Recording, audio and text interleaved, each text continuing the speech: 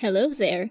I hope you don't hate sand yet, because this is the way I animated my fan art of the Mandalorian and Grogu in Moho Pro 12.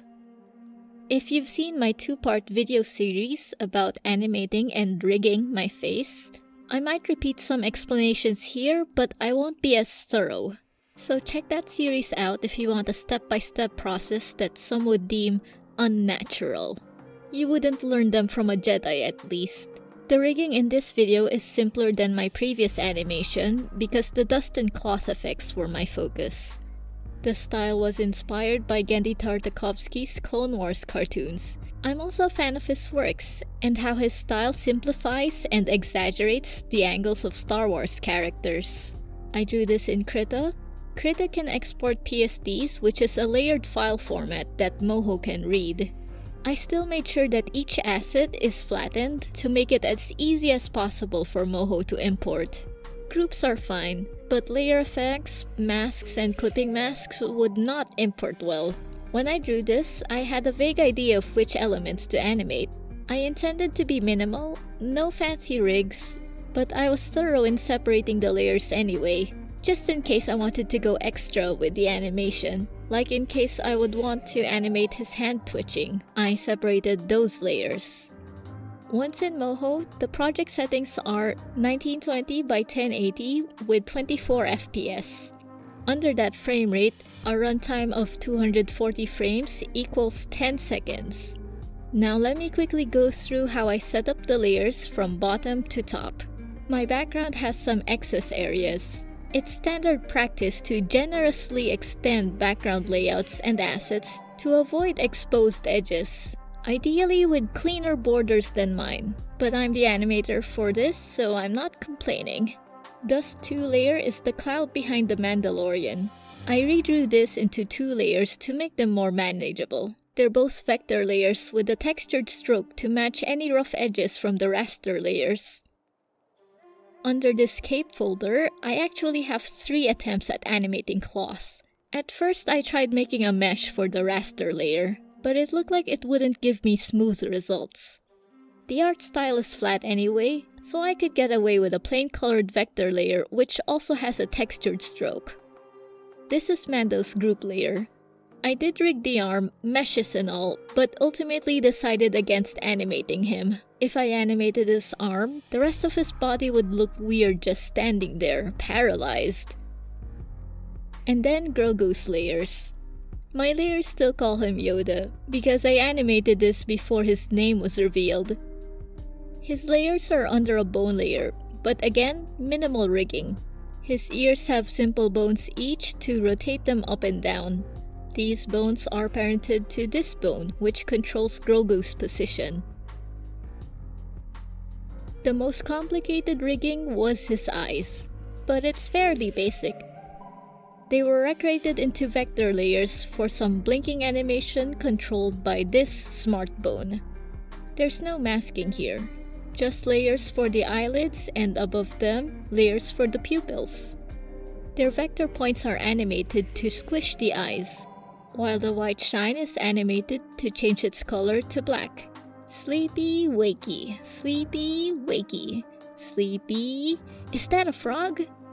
And lastly, I have the foreground dust layer, which was also redrawn in vector. So here's how I animated the clouds of dust. I made a group of animated circles that will act as my guide. They imitate the bumps of the dust cloud, and they inform me how each bump travels and resizes along the way. This yellow circle has a journey from right to left, growing and shrinking in the middle. When it reaches the end, it pops right back in at the start. For the brown circle, it starts at its senior years, shrivels, and is reborn right behind yellow to start its life journey over again.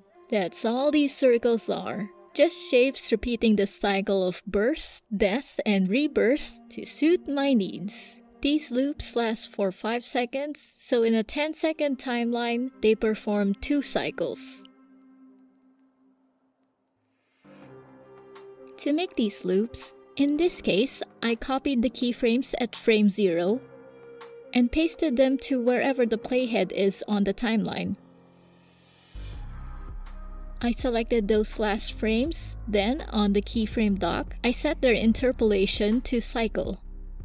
The absolute and relative options are how to determine the starting points. Absolute means it'll loop back to the indicated frame, while relative says 119, which means it'll loop back to 119 frames before it.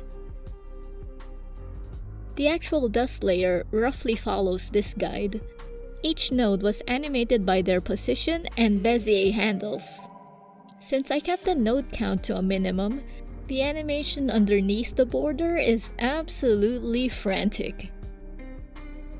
This is what you see. This is what you don't see.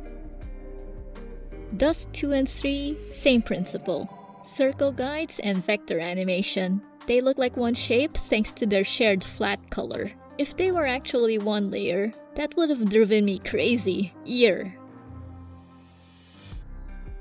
Animating dust was also a good chance to try Moho's particle layers. I have 2 of them to match the 2 shades of dust I've already used. Their layer icon has a folder outline. Within that folder is the layer that the particle system will replicate. Mine's just a vector layer with an ellipse in it. It's styled like my dust clouds, brown with the brush stroke. To make a particle layer, you can go ahead to the New Layer button and choose Particle. It creates this empty particle layer, but also this invisible circle on the canvas. That's the particle source. It can be moved around with the Layer Transform tool. Here's another circle. I made that in a new vector layer and simply dragged that into the particle layer. If I select the particle layer, not the vector layer, it's already in the middle of simulating. To adjust the particle settings, make sure the particle layer is selected, so this tool will appear. Particle layer on the toolbar. It will show this menu, Particle Options.